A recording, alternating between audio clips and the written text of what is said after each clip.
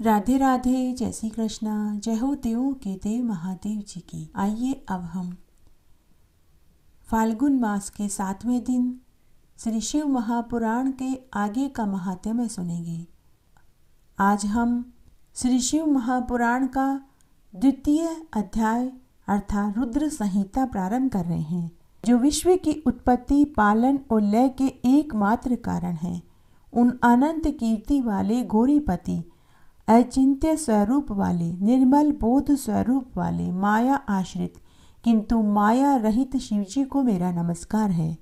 श्री व्यास जी ने कहा कि शिवजी जगत के पिता, पार्वती जी माता और उनके पुत्र गणेश जी को नमस्कार करके मैं इस रुद्र संहिता का वर्णन तुमसे कहता हूँ।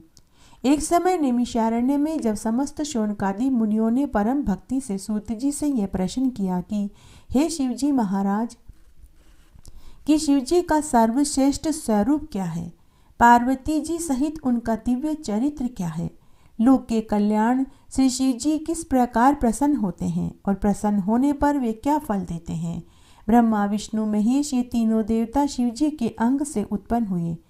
इनमें महेश ही पूर्णांश है तथा शिव पार्वती का आविर्भाव और विवाह कैसे हुआ, उनकी उन सब लीलाओं को हम सुनना चाहते हैं। तो परम पौराणिक सूत जी बोले कि हे मुनीश्वरों, इस उत्तम प्रश्न के लिए आप लोगों को साधुवाद, क्योंकि आप शिवनिष्ठों ने शिवजी की कथा संबंधी 3 बड़े उत्तम प्रश्न किए हैं, जो सुनने वालों को गंगाजल की भांति पवित्र कर देते हैं। आपके प्रश्न के अनुसार शिवजी के चरित्र को यत्नपूर्वक मैं अपनी बुद्धि के अनुसार कहता हूँ। आप लोग सादर सहित सुनिए। जैसा प्रश्न आज आपने किया है, ऐसा ही शिवजी से प्रेरित हुए नारद मुनि ने अपने पिता ब्रह्मा जी से पूछा था। तब शिव भक्त ब्रह्मा जी ने प्रसन्न हो अपने पुत्र नारद को हर्षित करते हुए महादेव जी का यश वर्णन किया था। श्री व्यास जी कहते हैं कि जब सूत जी ने ऐसे कहा था तो उनके इन वाक्यों को सुनकर वे सभी ब्राह्मण कौतूहल सहित उस संवाद को इस प्रकार पूछने लगे कि हे सूत जी, हे महाभाग, हे शिव भक्तों में उत्तम बुद्धि वाले, यह ब्रह्मा और नारद जी का संवाद कब हुआ था, जिससे भव बंधन से छुड़ाने वाले भगवान शिव की लीला वर्णित है। हे तात, कृपया करके आप हमें सारा सुनाइए। सूत जी बोले कि हे विप्रो, एक समय नारद जी तपस्या करने की इच्छा से हिमालय पर्वत की एक सुंदर गुफा में गए। वहाँ गंगा जी बड़े वेग से बह रही थी। वहाँ रहकर मुनिश्चय नारद जी ने बहुत काल तक तपस्या करी, जिससे उन्होंने मौन होकर अहम ब्रह्म को समाधिस्थ होकर ब्रह्म साक्षात्कार करने वाले विधान को प्राप्त कर लिया। उनके इस तप से इंद्र कंपायमान हो गए। विघ्न उपस्थित करने के लिए काम का स्मरण किया। महिषी का पुत्र काम इंद्र के सामने आया। स्वार्थ में कुटिल बुद्धि इंद्र ने कहा कि हे महावीर, मेरे बड़े मित्र काम, तुम तो सर्वदा ही मेरा हित साधने के लिए मेरी सहायता करते हो, इसलिए तुम आज भी मेरी मदद करो। तुम्हारे ही बल से तो मैं कितनों के तप बल का गर्व नष्ट कर चुका हूँ। हिमालय पर्वत की गुफा में नारद मुनि तपस्या कर रहे हैं। वे मन में महादेव जी को धारण किए हुए अचल समाधिस्थ हैं। कहीं वे ब्रह्मा जी से मेरे राज्य की याचना न कर ले, इसलिए तुम उनकी तपस्या में विघ्न डाल दो। कामदेव नारद जी की तपस्या भंग करने के लिए चल पड़े। वहां पहुंचकर उसने अपनी संपूर्ण कलाओं की रचना करी। वसंत ऋतु से नाना प्रकार के प्रभाव दिखलाए, परंतु नारद मुनि के चित्त में कोई विकार उत्पन्न नहीं हुआ। महादेव जी की कृपा से इंद्र का गर्व नष्ट हो गया। इसी स्थान पर पूर्व काल में शिवजी ने तपस्या करके कामदेव को जलाकर भस्म कर रति को वरदान दिया था और यह कहा था कि यहाँ पर कामदेव का कोई भी प्रभाव नहीं होगा। तब अपनी गति को व्यर्थ जाता हुआ देखकर कामदेव नारद जी से इंद्र के पास पुनः स्वर्ग में आए। इंद्र विस्मित होकर नारद जी की प्रशंसा करने लगे। महादेव जी की कृपा से नारद मुनि फिर कुछ काल तक तपस्या करते रहे। उसके पश्चात कामदेव को जीतकर नारद मुनि गर्वित हो गए और शिवजी की माया से मोहित अज्ञानियों के समान उस वृत्तांत को कहने के लिए कैलाश पर्वत पर महादेव जी के पास पहुंच गए। नारद जी ने रुद्र को प्रणाम कर अभिमान से अपना सारा वृत्तांत कह सुनाया और अपने आप को वे महात्मा और प्रभु समझने लगे। इस पर रुद्र ने कहा कि हे तात नारद, तुम धन्य हो, परंतु यह बात तो तुमने मुझसे कह दी, लेकिन हरि भगवान के आगे जाकर मत कहना। उनके पूछने पर भी तुम इस वृत्तांत को गोपनीय रखना, किसी भी प्रकार से इस घटना को उनके सामने उजागर मत करना, ऐसे तुम मेरे अत्यंत प्रिय विष्णु भक्त बन जाओगे। इसी कारण मैं तुम्हें ये समझा रहा हूँ। किंतु महादेव जी की माया से मोहित नारद मुनि ने इस बात को हितकर नहीं समझा। होनहार की प्रबलता से, जिसकी कर्म गति को विद्वान भी नहीं समझ सकते, शंकर भगवान की उस इच्छा का मनुष्य निवारण नहीं कर सकता। वे भी न कर सके और वे मनुष्य ब्रह्मलोक को चले गए। वहां जाकर ब्रह्मा जी को नमस्कार कर उन्होंने अपने तपोबल से काम और जय को कहा। ब्रह्मा जी ने इस बात को सुनकर शिव जी के चरणों में प्रणाम किया। फिर सब कारण जानकर अपने पुत्र को पुनः ऐसा करने के लिए मना करने लगे, परंतु ब्रह्मा जी के मना करने पर भी नारद मुनि ने उस ओर ध्यान नहीं दिया, क्योंकि उनके मन में तो अभिमान का अंकुर फूट पड़ा था। लोक में शिव जी की जैसी इच्छा होती है वैसा ही कार्य होता है, क्योंकि उनके अधीन यह सारा जगत है। उनकी ही माया से सब काम होते हैं। नष्ट बुद्धि वाले मदांकर मन वाले नारद मुनि अपना वृतांत कहने के लिए सीधे विष्णु लोक में विष्णु जी के पास पहुंच गए। उनके आगमन का कारण जानते ही श्री विष्णु जी ने आदर से उठकर नारद मुनि का आदर सत्कार किया और उन्हें बैठने के लिए आसन दिया और शिव जी के चरण कमल का स्मरण करते हुए नारद मुनि से पूछने लगे कि हे देव ऋषि नारद, इस समय तुम्हारा यहाँ आने का क्या प्रयोजन है? तुम्हारे आगमन से मैं पवित्र हो गया हूँ। विष्णु भगवान के इन वाक्यों को सुनकर नारद मुनि और भी अभिमान में भर गए और अपना सारा वृतांत कह सुनाया। भगवान विष्णु नारद जी के मदपूर्वक और अभिमान के वचन सुनकर सब कारण जानकर मन ही मन शिव जी की स्तुति करने लगे। नम्रता से मस्तक झुकाकर नारद मुनि से बोले कि हे मुनिश्रेष्ठ नारद, तुम धन्य हो। काम मोह तो उनको सताते हैं जिनके हृदय में तीनों देवताओं की भक्ति नहीं है, परंतु आप तो नैष्ठिक ब्रह्मचारी सर्वदा ज्ञान वैराग्य वाले हैं। फिर आपको काम विकार कैसे हो सकता है? आप तो जन्म से ही विकार रहित और सुंदर बुद्धि वाले हो। मुनिश्रेष्ठ नारद ने भगवान के इन वचनों को सुनकर हृदय में उन्हें नमस्कार किया और हंसकर भगवान से बोले कि हे स्वामी, यह सब आपकी कृपा है। ऐसा कहकर हरि को प्रणाम करके वे पुनः अपने लोक को चले गए। ऋषि बोले कि हे महाभाग व्यास शिष्य सूत जी, आपको नमस्कार है जो आपने कृपा करके हमारे लिए इस अद्भुत चरित्र का वर्णन किया। श्री व्यास जी कहते हैं कि जब पौराणिकों में उत्तम सूत जी से ऋषियों ने इस प्रकार पूछा तो उनके अनेक स्तुतियों को सुनकर शिव जी का स्मरण करते हुए बोले कि जब नारद जी चले गए तो भगवान ने अपनी माया को प्रेरित कर नारद जी के जाने वाले मार्ग में 100 योजन के विस्तार वाला एक सुंदर नगर बना दिया, जो उनके विष्णु लोक से भी सुंदर था। अनेक वस्तुओं से परिपूर्ण कर दिया, जिसमें ऐश्वर्य संपन्न शील निधि नाम का राजा अपनी पुत्री के स्वयंवर का महान उत्सव कर रहा था और जिसमें चारों ओर के राजा आए हुए थे तथा वे सभी कन्या के वरण में उत्सुक थे। अनेक प्रकार के वेशों से शोभा संपन्न थे। ऐसे नगर को देखकर नारद मुनि मंत्रमुग्ध हो गए। उनमें काम का अद्भुत संचार हो गया। कौतुकी नारद राजा के द्वार पर पहुंचे और राजा शील निधि ने उन्हें श्रेष्ठ रत्नों के सिंहासन पर बैठाकर उनकी पूजा अर्चना करी और श्रीमती नामक अपनी कन्या को बुलाकर नारद जी के चरणों में प्रणाम करवाया। तब उस कन्या को देखते ही नारद मुनि आश्चर्य से राजा से उसका परिचय पूछने लगे। परिचय पाकर काम से विवल उसको पाने की इच्छा से नारद मुनि राजा से बोले कि हे राजन, तुम्हारी यह कन्या सब लक्षणों से युक्त है, बड़ी ही भाग्यशाली और धन्य है। इसमें लक्ष्मी जी के सभी गुण विद्यमान हैं और देवताओं में श्रेष्ठ सबका ईश्वर जो किसी से जीता न जा सके, शिव जी के समान विभु जो काम को जीतने वाला होगा, निश्चय ही वही इसका पति होगा। ऐसा कहकर नारद मुनि राजा को आज्ञा देकर शिव माया से मोहित स्वेच्छापूर्वक वहां से चले गए और मन में विचार करने लगे कि इसको स्वयंवर में किस प्रकार प्राप्त करूं तथा यह सब राजाओं को छोड़कर अकेला मेरा ही वरण कैसे करे। स्त्रियों को प्राय सुंदर व्यक्ति ही पसंद आते हैं। ऐसा सोचकर नारद जी भगवान विष्णु के पास उनके लोक में पहुंचे। नारद मुनि मन ही मन सोचने लगे कि विष्णु भगवान से सुंदर और कोई नहीं है, क्यों न मैं उनका रूप मांग लूं। तब नारद मुनि विष्णु लोक में पहुंचकर भगवान विष्णु को नमस्कार कर काम से विवल शील निधि राजा की विशाल नेत्र कन्या श्रीमती का परिचय देकर स्वयंवर में उसको वरण करने की इच्छा व्यक्त की और कहा कि यदि आप अपना रूप मुझे दे दें तो अवश्य ही वह राजकुमारी मेरा वरण कर लेगी और मेरा उससे विवाह हो जाएगा। आपके बिना वह मेरे कंठ में जयमाला नहीं डालेगी। हे नाथ, आप मुझे अपना रूप दे दीजिए, क्योंकि मैं आपका प्रिय सेवक हूँ। सूत जी कहते हैं कि मुनि के इस वचन को सुनकर भगवान मुस्कुराने लगे और शिव जी की प्रभुता को जानकर दया से कहने लगे कि हे मुनिवर, आप जहाँ जाना चाहें चले जाइए। जैसे वेद रोगी का हित करता है वैसे ही मैं आपका प्रिय कार्य करूँगा, क्योंकि आप मेरे प्रिय हो। ऐसा कहकर भगवान विष्णु ने नारद मुनि को बंदर का मुख दे दिया। मुनि ने समझा कि हरि ने मुझ पर कृपा कर दी। वे कृतार्थ हो गए, परंतु उनके यत्न को वे नहीं पहचान पाए। फिर मुनीश्वर नारद जी शीघ्र ही वहां गए जहां राजपुत्रों से घिरा हुआ संवर हो रहा था।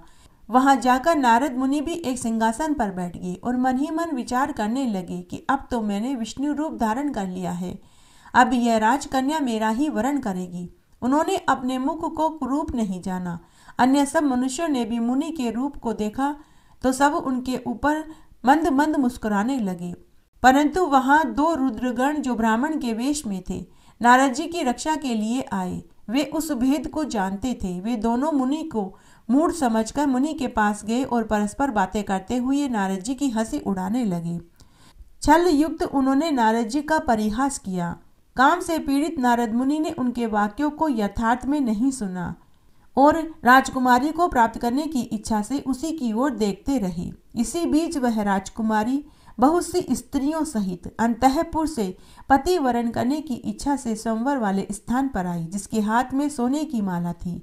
वह सुंदर साक्षात लक्ष्मी के समान सभा में पहुंची तथा अपने समान वर को ढूंढने के लिए इधर उधर घूमने लगी। तब नारद मुनि का पूरा शरीर तो विष्णु भगवान का था, परंतु मुख बंदर सा देखकर वह मुनि पर अत्यंत कुपित हुई और वहां से दृष्टि हटाकर प्रसन्न मन से आगे चली गई। उसने सारी सभा को देखा पर किसी को अपने अनुरूप न पाकर माला नहीं पहनाई। उसी समय राजा जैसा स्वरूप धारण किए हुए विष्णु भगवान वहां आए, जिन राजकन्या के सिवा किसी ने नहीं देखा। भगवान को देखते ही कन्या का मुख कमल के समान खिल उठा। जैसा वर वह राजकुमारी चाहती थी उसे वैसा ही वर दिखाई दिया। उसने भगवान के गले में वरमाला पहना दी। राजा रूपधारी विष्णु भगवान उस राजकुमारी को साथ लेकर शीघ्र ही अंतर्ध्यान हो गए और अपने लोक में चले गए। अन्य राजकुमार राजकुमारी के न पाने से निराश हो गए। नारद मुनि भी काम से विवल हो गए। तब उन दोनों रुद्रगणों ने काम से विवल नारद मुनि से कहा कि आप तो व्यर्थ ही काम से पीड़ित हो, उस कन्या को पाने के लिए यहाँ चले आए। पहले अपना मुख तो देख लीजिए जो कि बंदर के समान है। सूत जी कहते हैं कि उसके वाक्यों को सुनकर नारद मुनि को बड़ा आश्चर्य हुआ। शिव जी की माया से मोहित नारद मुनि ने अपना मुख वहां सरोवर के जल में जाकर देखा तो अत्यंत क्रोधित हो गए और दोनों गणों को शाप दिया और कहा कि तुमने मुझ ब्राह्मण की हंसी उड़ाई है, अतः तुम राक्षस हो जाओ। शिव जी के गण उनके इस शाप को सुनकर और मुनि को मोहित हुआ जानकर कुछ भी नहीं बोले और महादेव जी की स्तुति करते हुए अपने स्थान को चले गए। ऋषियों ने पूछा कि हे महाविद्वान सूत जी, जब शिव जी के गण अपनी इच्छा से चले गए तब काम से पीड़ित नारद मुनि का क्या हुआ?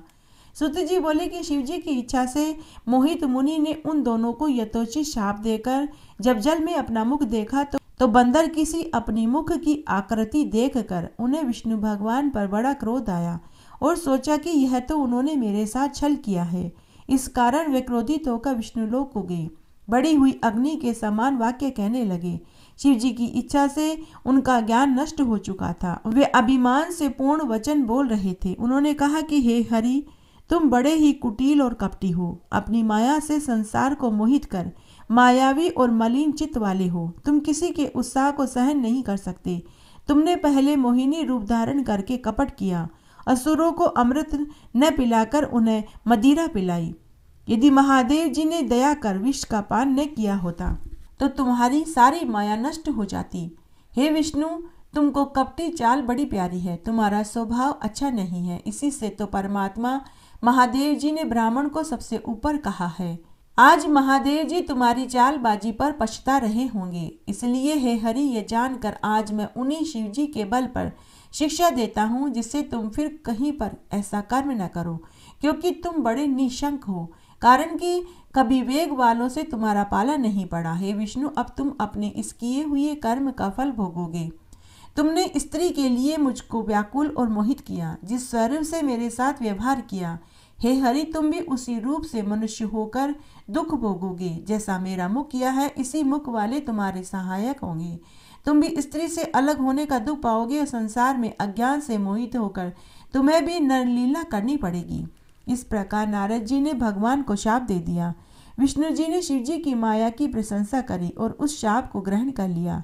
महादेव जी ने विश्व मोह अपनी उस माया को खींच लिया जिससे नारद जी मोहित हुए थे। उसके हटते ही नारद जी फिर से बुद्धिमान हो गए और पश्चाताप करते हुए बार बार अपनी निंदा तथा महादेव जी की प्रशंसा करने लगे। फिर आकर विष्णु जी के चरणों में गिर पड़े। भगवान ने उठाकर उन्हें आसन पर बैठाया। नारद जी ने क्षमा की प्रार्थना करी तो विष्णु जी ने समझा कर कहा कि हे नारद, तुम दुख मत करो, तुम मेरे श्रेष्ठ भक्त हो, इसमें कोई संदेह नहीं है। तुमको नरक नहीं भोगना पड़ेगा क्योंकि तुमने मद से मोहित होकर शिव जी का वाक्य नहीं माना था। तुम उनके और हमारे भी बड़े भक्त हो, इससे शिव जी तुम्हारा कल्याण ही करेंगे। यह तो तुम्हारे अभिमान को नाश करने के लिए उन्होंने ऐसी माया रची थी। भगवान शंकर गर्व के हरण करता है। वह परमात्मा सच्चिदानंद स्वरूप निर्गुण निर्विकार है। साथ ही वे सत्य रज तम तीनों गुणों से परे निर्गुण और सगुण है। उन्होंने ही मुझको जगत का पालन, विधाता को त्रष्टा और रुद्र को सबका संहार करता किया है। हे नारद, अब तुम्हारे लिए यही सुखद है कि तुम अपने सारे संशय छोड़कर शिव जी के श्रेष्ठ यश का गान करो और अनन्यमति होकर सर्वदा महादेव जी के शतनाम स्रोत का जाप करो। इसको जपने से शीघ्र ही तुम्हारे सारे पाप धुल जाएंगे। हे मुनिवर, शिव जी की पूजा से समस्त पाप नष्ट हो जाते हैं। अतः तुम भी पैर से लेकर मस्तक पर्यंत अच्छी तरह भस्म लगाकर ओम नमः शिवाय मंत्र का जाप करो। शिव जी के लिए रुद्राक्षों के यत्न से सब अंगों में धारण करो। सर्वदा शिव जी की कथा कहो, सुनो, शिव भक्तों की अच्छी तरह पूजा करो, निरालस्य हो, सर्वदा शिव जी की शरण में रहो। शिव जी के स्वच्छ चरणों को हृदय में धारण करो। शिव जी के प्रिय आनंद वन में जाओ, वहाँ विश्वेश्वर को देखकर भक्ति से उनका पूजन करो तथा उनकी विशेष स्तुति और प्रणाम करके बंधन रहित हो जाओ। हे मुनिवर, इसके पश्चात आप चाहे जहाँ गमन करना, मेरे शासन से ब्रह्मलोक में जाना, वहाँ पर अपने पिता ब्रह्मा की स्तुति नमस्कार करना तथा उनसे भी शिव जी का महात्म्य पूछना। वहाँ वे तुम्हें शिव जी के 100 नामों का स्रोत सुनाएंगे। हे मुनिवर, आज से तुम शेव हो जाओ, शिव जी तुम्हारा कल्याण करेंगे। ऐसा कहकर शिव जी की स्तुति करते हुए उनका स्मरण और नमस्कार करके वे वहाँ से चले गए। एक गांव में एक महाजन पति पत्नी अपनी इकलौती बेटी के साथ रहते थे। बेटी बहुत सुंदर और चतुर थी। उसके माता पिता शिव भक्त थे। तो उनकी बेटी, जिसका नाम गोरा था, उसमें भी धार्मिक भक्ति कूट कूट कर भरी हुई थी। जब वो 10 साल की थी तो उसकी माँ एक बीमारी में चल बसी। घर वालों व सगे संबंधियों ने महाजन के ऊपर दूसरी शादी का दबाव डाला कि गोरा की तरफ देखकर ही शादी कर लो, उसे एक माँ की ज़रूरत है। गोरा बेटी जात है, उसे ऊंच नीच, उठना बैठना, अपना पराया एक माँ ही सिखा सकती है। तब महाजन ने अपने परिवार वालों के कहने पर दूसरी शादी कर ली। शादी का कुछ समय बहुत अच्छे से बीता। नई माँ ने गोरा का खूब ख्याल रखा, लेकिन साल भर बाद जब उसे खुद की बेटी हो गई तो उसने गोरा पर अत्याचार करना शुरू कर दिया।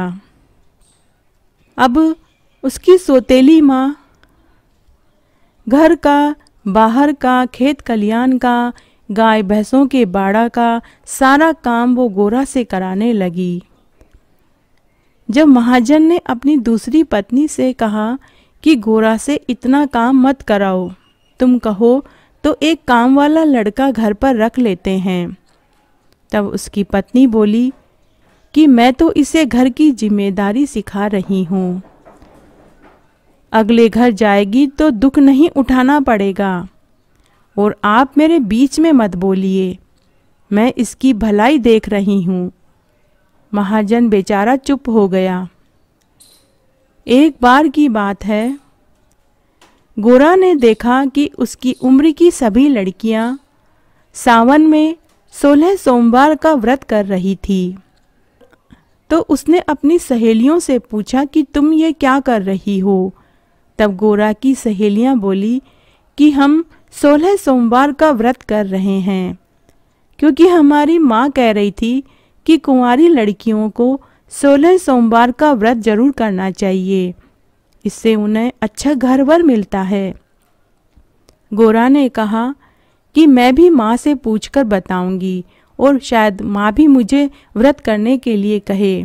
फिर वह खुशी खुशी गोरा अपनी सौतेली माँ के पास गई और बोली कि माँ, कल से सावन लग रहा है।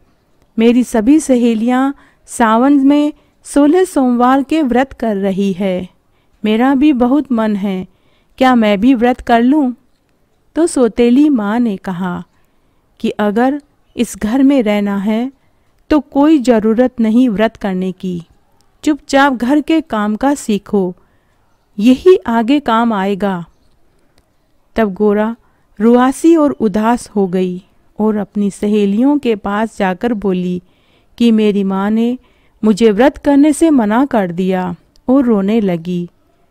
तब उसकी एक सहेली बोली कि तू अपनी माँ को बिना बताए चुपचाप व्रत रख ले। जब तू रोज कुएं पर पानी भरने जाती है तब हमारे साथ मंदिर में चलकर पूजा कर लिया कर, और अपनी माँ को कुछ मत बताना, और एक समय खाना खाकर व्रत खोल लिया कर। गोरा ने ऐसा ही किया। इस तरह लगातार 4 सोमवार व्रत करती रही। उसकी सौतेली माँ को इस बात का पता नहीं चला, लेकिन एक दिन जब गोरा अपनी सहेलियों से व्रत की बातें कर रही थी तो उसकी सौतेली बहन ने सुन लिया और उसने जाकर अपनी माँ को बता दिया कि माँ, जीजी तो सोमवार के व्रत करती है। सौतेली माँ ने गोरा को खूब मारा और घर से निकाल दिया। गोरा रोती रोती शिव मंदिर की सीढ़ियों पर बैठ गई। गांव के सभी लोगों ने उसके रोने का कारण पूछा तो उसने बताया कि मेरी सौतेली माँ ने मुझे घर से निकाल दिया। सभी उसके दुख से दुखी होकर चले गए। उसकी सभी सहेलियां भी दुख जताकर चली गई, लेकिन किसी ने उसकी कोई मदद नहीं करी। मंदिर की सीढ़ियों पर एक माली और मालन, जो मंदिर के चबूतरे पर बैठकर रोज फूल बेचा करते थे, उन्होंने गोरा की सारी बातें सुनी। सुबह से दोपहर हो गई, लेकिन गोरा रोई जा रही थी। तब मालन अपने पति से बोली, देखो जी, हमारे कोई औलाद नहीं है। शायद भगवान ने हमारी सुन ली है, जो यह बेटी हमारे लिए भेजी है। हमारे घर में 2 रोटी की तो कोई कमी ना है। जो हम खाएंगे यह भी खा लेगी। अगर आप इजाज़त दें तो क्या इसे हम घर ले चलें? जवान लड़की है, गलत हाथों में पड़ गई तो हमें भी भगवान कभी माफ़ नहीं करेंगे। मेरे से इसका रोना नहीं देखा जा रहा है। तब माली ने भी हामी भर दी। तब माली और मालन गोरा से बोले कि बेटी, हमने तेरा दुख सुना। हमारे कोई औलाद नहीं। क्या तुम हमारे साथ हमारे घर हमारी बेटी बनकर रहना चाहोगी? लेकिन बेटी, हम बहुत गरीब हैं। जो भी रूखा सूखा हम खाते हैं वही तुम्हें खाना पड़ेगा। मालन ने ममता का हाथ उसके सिर पर रखा तो गोरा फूट फूट कर रोने लगी, जैसे उसी की माँ ने उसे पुचकारा हो। गोरा मालन और मालिन के साथ रहने लगी। गोरा भी अपनी नई माँ और पिता के साथ फूल तोड़ती और माला बनाती व घर का सारा काम करती। माली व मालन गोरा को घर पर छोड़कर शिव मंदिर में रोज की तरह फूल बेचने चले गए। तब पीछे से गोरा ने घर का सारा काम किया और काम करने के बाद बचे हुए समय में गीली मिट्टी से शिव, गणेश, माता पार्वती और कार्तिक भगवान की सुंदर सुंदर मूर्तियां बनाने लगी। और जब मूर्ति सूख गई तो उसने उसमें हल्दी व कुमकुम से रंग भर दिया। मूर्ति ऐसी जान पड़ती थी जैसे कि अभी बोल पड़ेगी। और रंग भरने के बाद तो मूर्तियों में जान आ गई। जब शाम को माली और मालन घर आए और उन्होंने मूर्तियां देखी तो उन्हें भी बहुत आश्चर्य हुआ। ऐसी मूर्तियां तो कोई कलाकार ही बना सकता था। उन्होंने गोरा की खूब बड़ाई की कि बेटी, तुम तो बड़ी होशियार हो, तुम्हें घर के काम के साथ इतनी सुंदर मूर्तियां भी बनानी आती है। फिर गोरा ने 5वें सोमवार का व्रत किया। उसके माता पिता खुद उसे ले जाकर शिव मंदिर गए। फूल, दीपक, अगरबत्ती, बेलपत्र, बेर, गाजर, कच्चा दूध, दही से भगवान की पूजा करवाई। शाम को मालन ने आलू पूड़ी और हलवा बनाकर गोरा को खाना खिलाया। अब माली और मालन गोरा की बनाई मूर्तियां भी मंदिर में ले जाकर बेचने लगे। उसकी सभी मूर्तियां मुंह मांगे दाम में बिकने लगी। अब मूर्तियों की मांग गांव में ही नहीं, गांव के बाहर भी बढ़ गई। गोरा अपनी बनाई मूर्ति पर खुद का नाम व गांव का नाम भी लिखती थी।